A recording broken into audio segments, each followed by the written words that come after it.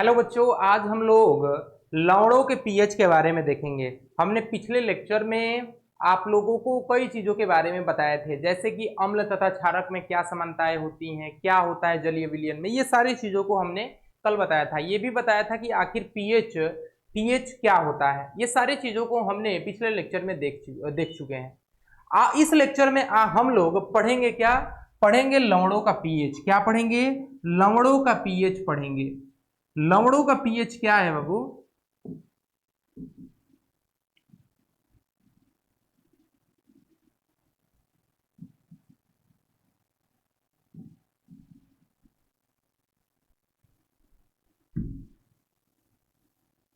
क्या है आपका? लवणों का पीएच है।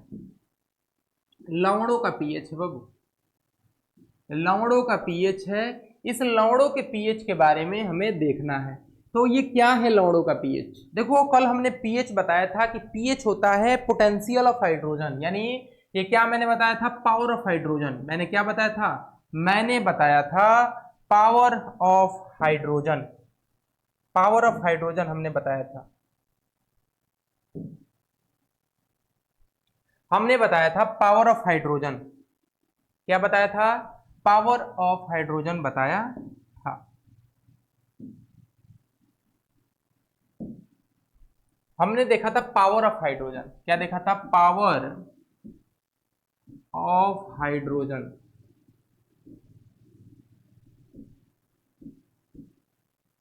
पावर ऑफ हाइड्रोजन था, यानी कि हाइड्रोजन की कितनी क्षमता है, कितनी शक्ति है, वो पीएच बताता है। तो लवण में पीएच हम कैसे देखते हैं कि लवणों का पीएच क्या है? तो इसके लिए कुछ इंपॉर्टेंट बातें हैं। ये कुछ इंपॉर्टेंट बातों को याद करना पड़ेगा। जैसे पहला क्या है इंपॉर्टेंट बात? पहला पीएच समझने के लिए है पहला कि यदि कोई प्रबल अम्ल प्रबल अम्ल प्रबल क्षारक से अभिक्रिया करता है। किससे अभिक्रिया करता है? प्रबल क्षारक से अभिक्रिया करता है, तो क्या बनाता है? लवण बनाता है। लवण बनाता है और उसके साथ आपका जल का निर्माण करता है।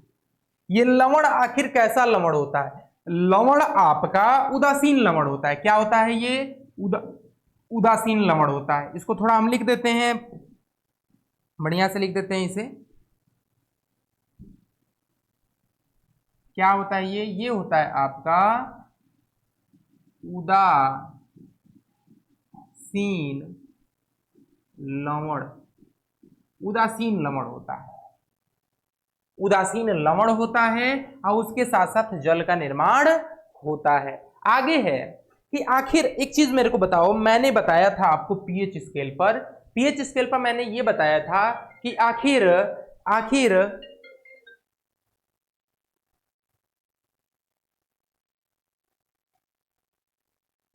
पीएच स्केल में मैंने ये बताया था कि आखिर जो उदासीन लवण होता है उसका पीएच मान कितना होता है। आप लोग को पता ही होगा कि जो पीएच मान होता है उदासीन लवण का वो होता है 7। क्या होता है? 7। यानी कि उदासीन लवण का, यानी कि जब भी प्रबल अम्ल प्रबल क्षारक से अभिक्रिया करेगा तो उदासीन लवण बनाएगा प्लस जल का निर्माण करेगा। इसका कुछ उदाहरण अगर हम देखते हैं, उदाहरण इस पे कुछ, तो उदाहरण जो है प्रबल अम्ल लेते हैं, जैसे HCl। क्या लिया मैंने? HCl लिया। अब प्रबल क्षारक में मैंने NaOH ले लिया। और जब भी हम इसका अभिक्रिया कराएंगे तो जो लवण बनेगा हमेशा उदासीन लवण बनेगा, यानी सोडियम जो है ये Cl से अभिक्रिया कर लेगा और बना लेगा NaCl प्लस जल का निर्माण होगा ही होगा।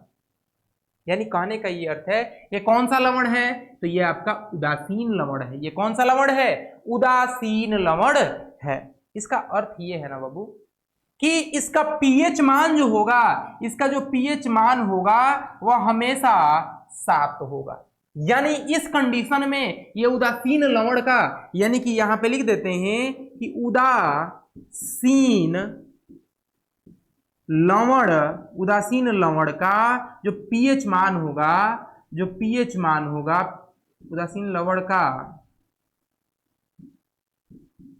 पीएच मान जो होगा वह पीएच मान जो होगा ना बाबू, वह अगर हम मान के चलिए कि पीएच एक्स लेते हैं तो ये जो एक्स होगा किसके बराबर होगा, तुम्हारा 7 के बराबर होगा। यानी कहने का ये अर्थ है कि ये वाला टॉपिक पीएच मान, उदासीन लवण का पीएच मान क्या हो सकता है, तो उदासीन लवण का जो पीएच मान हो सकता है 7 हो सकता है। क्या हो सकता है, 7 हो सकता है। तो इस कंडीशन से हमें यह पता चलता है कि उदासीन लवण होता है कि नहीं होता है। उदासीन लवण बनता है कब, जब प्रबल अम्ल प्रबल क्षारक से अभिक्रिया करता है, तो प्रबल अम्ल प्रबल क्षारक से अभिक्रिया करके उदासीन लवण का निर्माण करता है। उस उदासीन लवण के साथ साथ जल का भी निर्माण करता है, जो मैंने उदाहरण में लिया बाबू कि जब भी HCl NaOH के साथ अभिक्रिया करता है तो तुम्हारा NaCl बनाता है और उसके साथ जल का निर्माण करता है। नीचे मैंने पॉइंट लिखा कि उदासीन लवण का जो पीएच मान होगा वह अगर पीएच मान x है तो वह x जो होगा 7 के बराबर होगा। आगे क्या है हमारा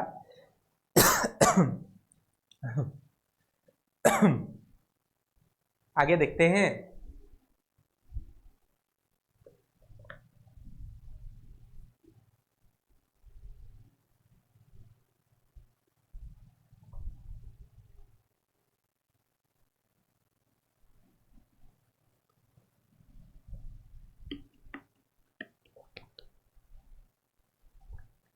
आगे बढ़ते हैं। काफी अच्छा टॉपिक है ये आगे वाला टॉपिक जो हमारा है। देखो लवण जो हो सकते हैं ना, लवण कितने प्रकार से हो सकते हैं। देखिए लवण आपके अगर अम्लीय क्षारीय के आधार पे देखा जाए, उदासीन के आधार पे देखा जाए तो 3। तो पहला तो मैंने बता दिया कि उदासीन लवण कब बनेगा, जब प्रबल अम्ल प्रबल क्षारक से अभिक्रिया करेगा तब। लेकिन दूसरा क्या है बाबू हमारा, दूसरा क्या है, दूसरा क्या है देखा जाए, दूसरा जो है हमारा कि जब भी प्रबल अम्ल, कौन सा अम्ल, प्रबल अम्ल अगर दुर्बल क्षारक से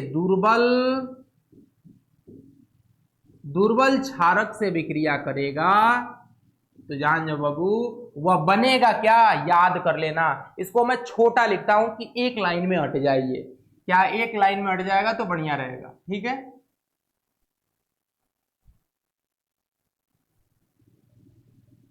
देखिए इसको छोटा अगर लिखा जाए, दूसरा नंबर वाला, यदि प्रबल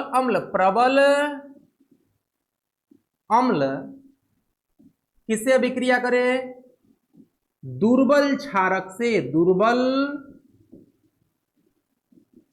से, तो बाबू ये एक चीज जान जाओ, जब भी ये अभिक्रियाएं होगी तो तुम्हारा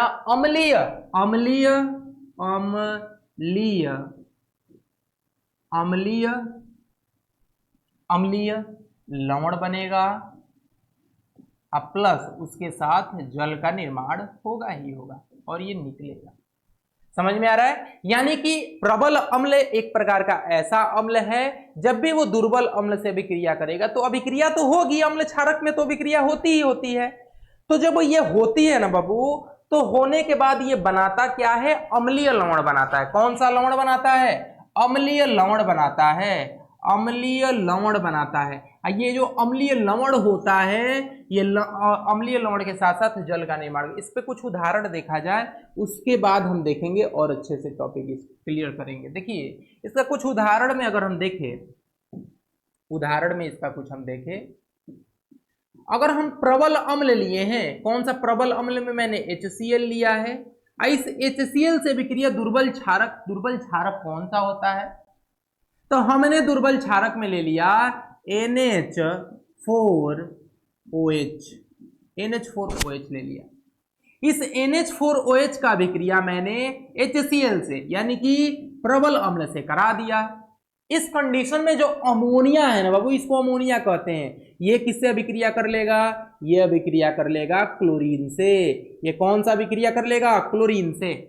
क्लोरीन से अभिक्रिया करेगा तो बना लेगा क्या, NH4Cl और उसके साथ जल का निर्माण करेगा। अच्छा ये जो है ना, ये जो लवण है, ये वाला लवण, ये लवण जो है आपका कौन सा लवण है? अम्लीय लवण है। ये एसिडिक साल्ट है। कौन सा साल्ट है? एसिडिक साल्ट है, जिसका बिहेवियर कैसा है? अम्लीय है। अच्छा, अम्ल का पीएच मान क्या होता है? आप लोग को पीएच स्केल पे बताया ही गया है कि पीएच स्केल पर जो पीएच मान होता है अम्ल के लिए वह 7 से कम, less than 7 and greater than 0, यानी कि 7 से कम और 0 से बड़ा। यानी यहां पे लिखते हैं कि यहां पे अगर लिखा जाए तो अम्लीय अम्लीय अम्लीय लवण लवण का पीएच मान जो होता है वह होता है, अगर पीएच मान एक्स पीएच मान जो है एक्स से दिखाते हैं तो इस पीएच मान जो एक्स है ये एक्स किससे बड़ा होगा और किसके बराबर? 0 के बराबर या 0 से बड़ा होगा या 7 से छोटा होगा। यानी अम्लीय लवण का पीएच मान ये हो सकता है। क्या हो सकता है? जो ये ऊपर लिखे हैं ये हो सकता है। समझ में आ रहा है बाबू? ये हो सकता है। ये आपको पूरी तरह से क्लियर होनी चाहिए मेरी बातें।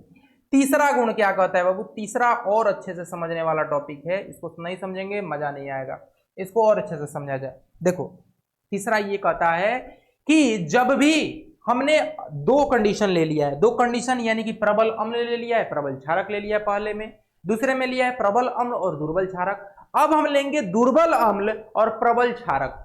अब क्या लेंगे? इसका उल्टा लेंगे, जो दुर्बल है उसको प्रबल बनाएंगे और जो प्रबल है उसको दुर्बल बनाएंगे। तो क्या करेंगे? यहां पे दुर्बल अम्ल लेंगे, दुर्बल अम्ल लेंगे। इस दुर्बल अम्ल का अभिक्रिया प्रबल क्षारक से कराएंगे, प्रबल क्षारक से कराएंगे। तो जब भी प्रबल क्षारक से अभिक्रिया होगी ये बनेगा क्या? ये बनेगा क्षारीय। क्या बनेगा? क्षारीय लवण और उसके साथ जल का निर्माण होगा। समझ में आ रहा है? यानी कहने का ये अर्थ है कि दुर्बल अम्ल तुम्हारा प्रबल क्षारक से अभिक्रिया करेगा, तो दुर्बल अम्ल प्रबल क्षारक से अभिक्रिया करके क्षारीय लवण उसके साथ जल का निर्माण करता है। उसके साथ क्या करता है बाबू? उसके साथ जल का निर्माण करता ही करता है। इसका उदाहरण कुछ इस पे देखो। इसका उदाहरण अगर दिखाया जाए, उदाहरण इसका दिखाया जाए तो दुर्बल अम्ल अगर देखा जाए, दुर्बल अम्ल में मैंने कार्बोनिक अम्ल लिया H2CO3। एक कार्बोनिक अम्ल का अभिक्रिया मैंने प्रबल क्षारक जो NaOH है उससे करा दिया। ये बनेगा क्या? तो लवण बनेगा, क्षारीय लवण बनेगा, जो क्या है? ये सोडियम जो है ये कर लेगा कार्बोनेट से अभिक्रिया और बना लेगा Na2CO3 और उसके साथ जल का निर्माण होगा। उसके साथ क्या होगा? जल का निर्माण होगा। तो ये जो हमारा टॉपिक है, ये जो हमारा टॉपिक है वो क्या है?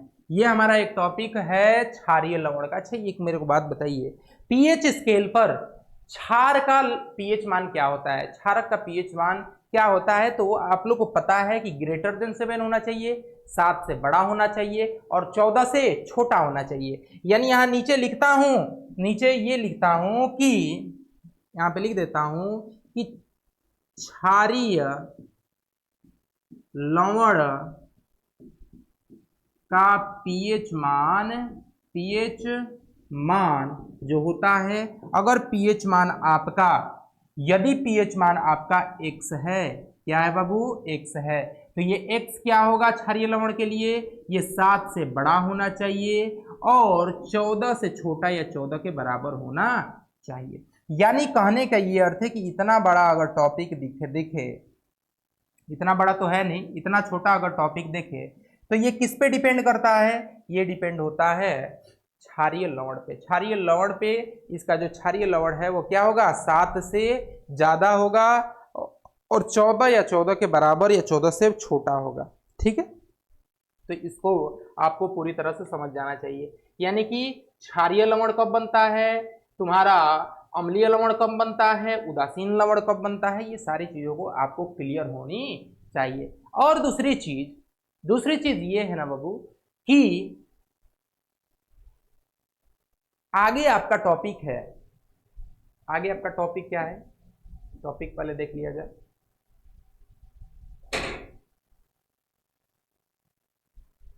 आगे आपका टॉपिक लवणों का तो पीएच हो गया। लवणों का पीएच क्या है कि उदासीन लवण क्या कब बनता है, क्षारीय लवण कब बनता है, अम्लीय लवण कब बनता है, तो ये सारी चीज हो गया, आप लोग समझ गए होंगे मेरी बातें। आगे बढ़ते हैं। आगे है साधारण नमक रसायनों का कच्चा पदार्थ। टॉपिक का नाम है साधारण नमक और रसायनों का कच्चा पदार्थ। साधारण नमक और रसायनों का कच्चा पदार्थ क्या है, इसको ध्यान से देखा जाए। आगे इसको समझने के लिए कि आखिर साधारण नमक का कच्चा पदार्थ यानी कि साधारण नमक से रसायनों में कच्चा पदार्थ के रूप में कैसे प्रयोग किया जाता है। तो एक चीज जान जाओ, साधारण नमक के ऊपर लिख देता हूं, ऐसे यहां पे लिख देता हूं कि साधारण नमक जो होता है, साधारण नमक का प्रयोग यहां पे लिखता हूं, साधारण नमक का प्रयोग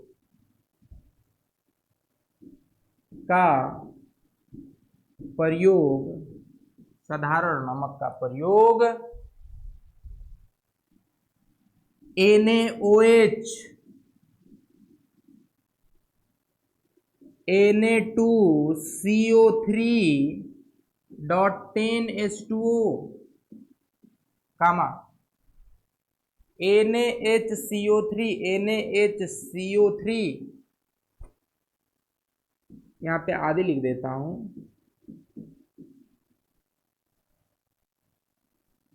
को बनाने में प्रयोग किया जाता है,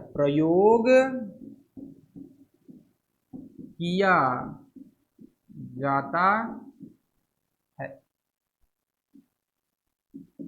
यानी साधारण नमक का प्रयोग sodium hydroxide, sodium carbonate dot decahydrated sodium bicarbonate आदि को बनाने में प्रयोग किया जाता है। यानी कि ये सारी चीज जो है बाबू आपके साधारण नमक के रसायनों का कच्चा पदार्थ है। यानी कि साधारण नमक जो है इन सारे में प्रयोग क्या किया जाता है, इन सारे में आपका प्रयोग किया जाता है जो है बाबू आपका टॉपिक कच्चा पदार्थ के रूप में सोडियम क्लोराइड को प्रयोग किया जाता है। आगे देखा जाए इसमें सबसे पहले है NaOH, यानी कि हमें पढ़ना है सोडियम हाइड्रोक्साइड, यानी कि सोडियम हाइड्रोक्साइड का निर्माण कैसे होता है। आगे वाले स्लाइड में इसको देखते हैं, सोडियम हाइड्रोक्साइड का निर्माण कैसे होता है, जिसको आगे वाले टॉपिक में है साधारण नमक से रसायन। साधारण नमक से रसायन क्या है बाबू, इसको ध्यान से देखो। साधारण नमक से रसायन जो है ये एक प्रकार का ऐसा टॉपिक है जो ये बताता है कि आखिर साधारण नमक बनता कैसे है, साधारण नमक बनता कैसे है। तो देखो साधारण नमक से रसायन जो होता है, यहाँ पे लिखता हूं कि जब, यहाँ पे लिख देता हूं, जब या ऐसी अभिक्रिया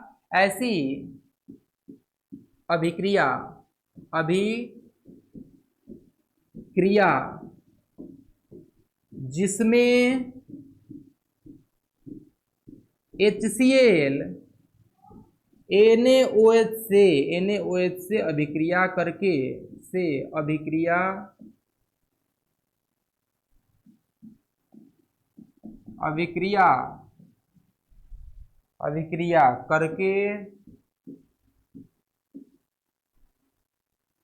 NaCl का निर्माण करता है, NaCl तथा H2O का निर्माण करता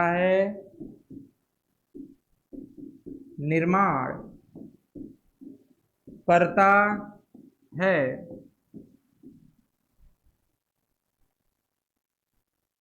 उसे साधारण नमक से रसायन कहते हैं। साधारण नमक से रसायन,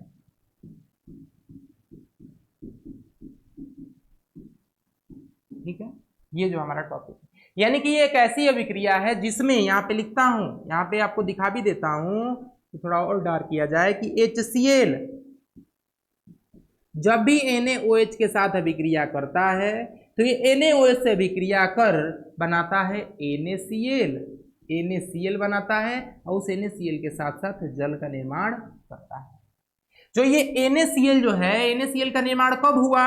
जब आपका HCl का अभिक्रिया NaOH से हुआ, यानी सोडियम हाइड्रोक्साइड का अभिक्रिया तुम्हारा सल्फ्यूरिक अम्ल से, सल्फ्यूरिक नहीं, क्या कहते हैं, हाइड्रोक्लोरिक अम्ल से हुआ, तो तुम्हारा सोडियम क्लोराइड बना और सोडियम क्लोराइड के साथ साथ जल का निर्माण हुआ। यानी हमने ऊपर क्या लिखा है, ऐसी अभिक्रिया जिसमें HCl NaOH से अभिक्रिया करके NaCl तथा H2O का निर्माण करता है, उसे साधारण नमक से रसायन कहते हैं। HCl जब NaOH से अभिक्रिया करेगा तो NaCl का निर्माण करेगा और H2O का निर्माण करेगा। तो NaCl का निर्माण कैसे हुआ? यही अभिक्रिया से होता है। यही अभिक्रिया से क्या होता है? यही अभिक्रिया से होता है बाबू। आगे वाला टॉपिक हमारा क्या है? आगे वाला अगर हम टॉपिक देखें तो आगे हमारा टॉपिक है कि आखिर NaOH का, हमारा आगे वाला टॉपिक है NaOH का निर्माण कैसे होता है। हमें इसे देखना है। हमें क्या देखना है? इसे देखना है। NaOH का निर्माण, ये तो हमें समझ में आ गया कि NaCl का निर्माण कैसे होता है।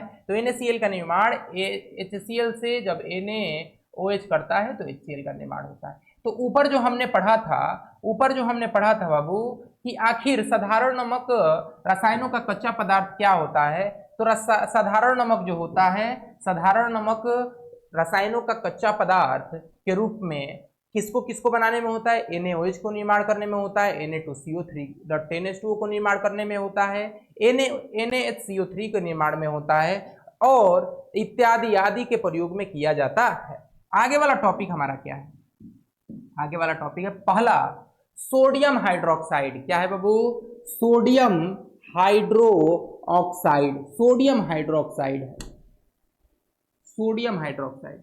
ये सोडियम हाइड्रोक्साइड जो है ये कैसे बनता है इसको हम देखेंगे, लेकिन इसको देखने से पहले इसमें सबसे पहले देखा जाए कि क्लोर क्षार प्रक्रिया किसे कहते हैं। क्या है बाबू?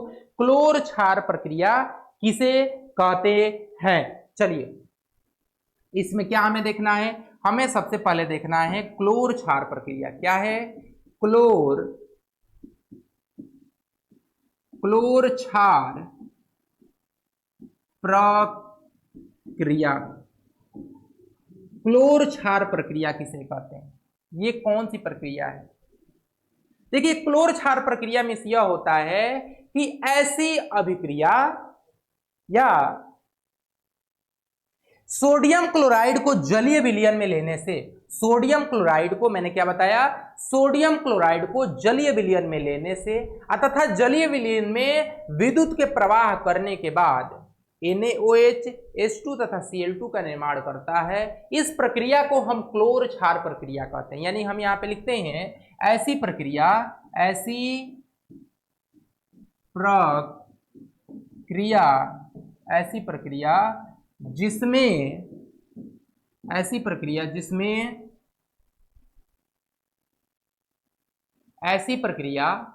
जिसमें NaCl के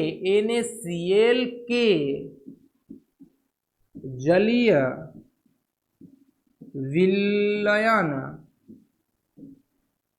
विलयन में विद्युत प्रवाहित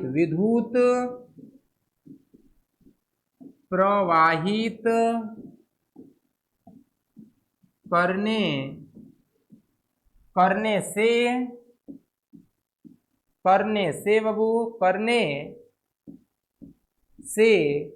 NaOH H2 तथा Cl2 का निर्माण होता है। Cl2 का निर्माण होता है,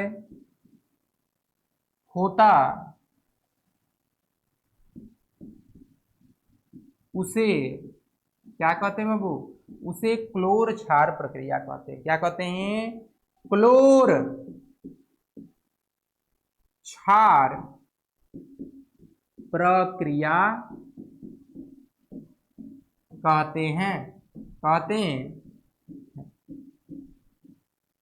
क्लोर क्षार प्रक्रिया किसे कहते हैं? ऐसी प्रक्रिया जिसमें NaCl के जलीय विलयन में विद्युत प्रवाहित करने से NaOH H2 तथा Cl2 का निर्माण होता है, उसे क्लोर क्षार प्रक्रिया कहते हैं। ये पूरी तरह से मेरी बातें आपको समझ में आती होगी। इसको थोड़ा दिखाते हैं कि आखिर NaOH जो है इसमें कैसे निर्माण हुआ है। कहा जाता है ना बाबू कि जब भी Na है, NaCl जो है, इसके जलीय विलयन में विद्युत को हम प्रवाहित करते हैं। किसको प्रवाहित करते हैं? विद्युत को प्रवाहित करते हैं। तो ये बन जाता है NaOH, ये बन जाता है NaOH, H2 बनता है और उसके साथ Cl2 का निर्माण होता है। तो आखिर NaOH का निर्माण कैसे हुआ, ये समझ में आया कि नहीं आया आप लोग? NaOH का निर्माण जो हुआ, NaOH का निर्माण आपके NaCl को जलीय विलयन में, किसको जलीय विलयन में, यहाँ पे आगे भी लिख देता हूं ऐसे भी कि NaCl में जब हम H2O के साथ, यानी कि जलीय विलयन के साथ हम जब भी विद्युत प्रवाहित करते हैं तो NaOH H2 + Cl2 का निर्माण होता है। इसी प्रक्रिया को हम क्लोर क्षार प्रक्रिया कहते हैं। इसी प्रक्रिया को हम क्या कहते हैं बाबू? इसी प्रक्रिया को हम क्लोर क्षार प्रक्रिया कहते हैं। इसमें जो टॉपिक है कि आखिर जो क्लोर क्षार प्रक्रिया है उसका कुछ स्ट्रक्चर होता होगा कि नहीं होता होगा? बिल्कुल होता है, बिल्कुल होता है कि आखिर ये जो H2 और Cl2 और NaOH ये कैसे निर्माण हुआ भाई? ये निर्माण हुआ कुछ ऐसे प्रोसीजरों को लेके। जैसे प्रोसीजर क्या था, तरीका क्या था, वो तरीका को देखो। तरीका क्या था? वो तरीका उन्होंने क्या अपनाया? जो तरीका था वो क्या किया कि कुछ डायग्राम बनाए। वो डायग्राम कुछ इस प्रकार था, जैसे मैं बना रहा हूं वैसे ही था। जैसे ये डायग्राम कुछ इस प्रकार था।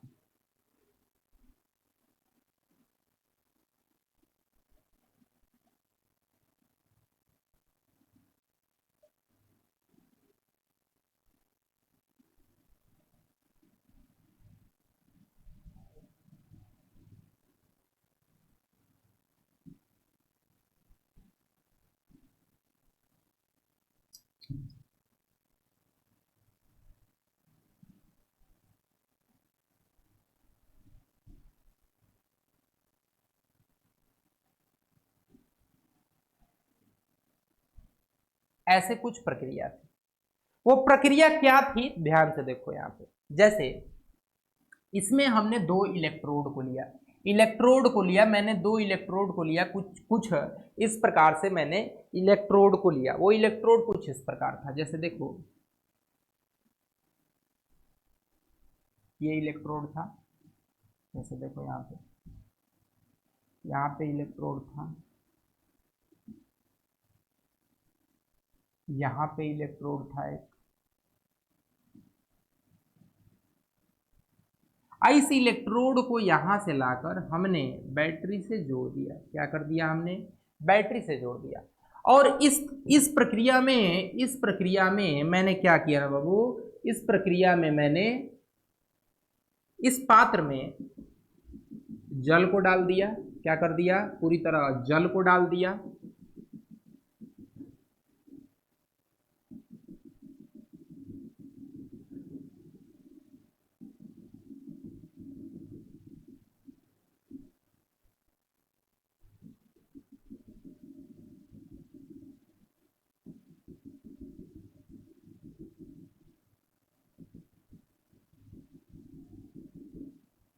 ये कुछ इस प्रकार के पात्र है। कुछ इस प्रकार के पात्र में मैंने क्या किया कि इस प्रकार के पात्र में मैंने क्या किया,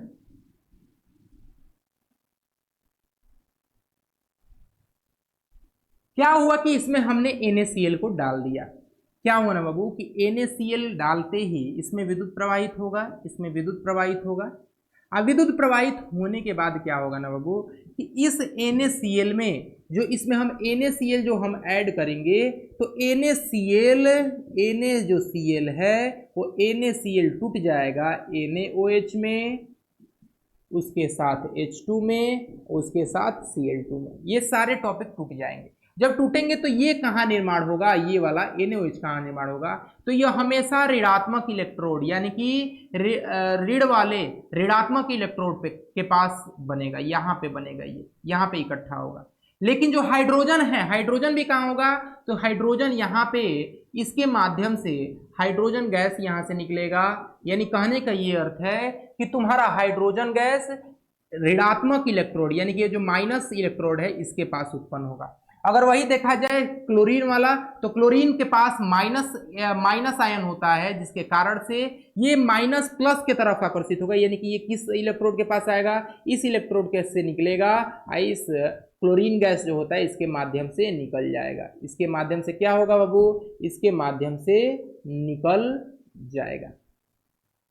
यानी कहने का ये अर्थ है कि NaOH का निर्माण हमारा यहां हुआ, हमारा इस ऋणात्मक इलेक्ट्रोड के पास हुआ, और हाइड्रोजन गैस का निर्माण हमारे इस पार्ट पे हुआ।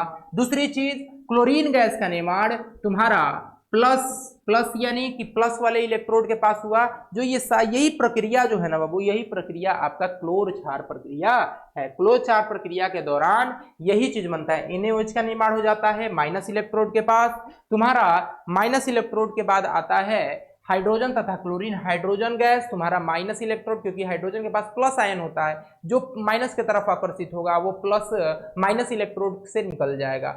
और जो तुम्हारा आगे वाला माइनस इलेक्ट्रोड प्लस इलेक्ट्रोड है वहां पे क्लोरीन गैस निकलेगा, क्योंकि क्लोरीन के पास ऋणात्मक आवेश होता है या ऋणावेशित होती है, जिसकी वजह से प्लस वाला आकर्षित करेगा और क्लोरीन गैस जो होगा निकल जाएगा। ये जो है ये हमारा क्लोर क्षार प्रक्रिया का डायग्राम है। ये क्या है, हमारा क्लोर क्षार प्रक्रिया का डायग्राम है। ये क्लोर क्षार प्रक्रिया जो है बाबू आपका, क्लोर क्षार प्रक्रिया क्या है आपका, एक बहुत बढ़िया टॉपिक है, जो ये समझने वाला भी टॉपिक था।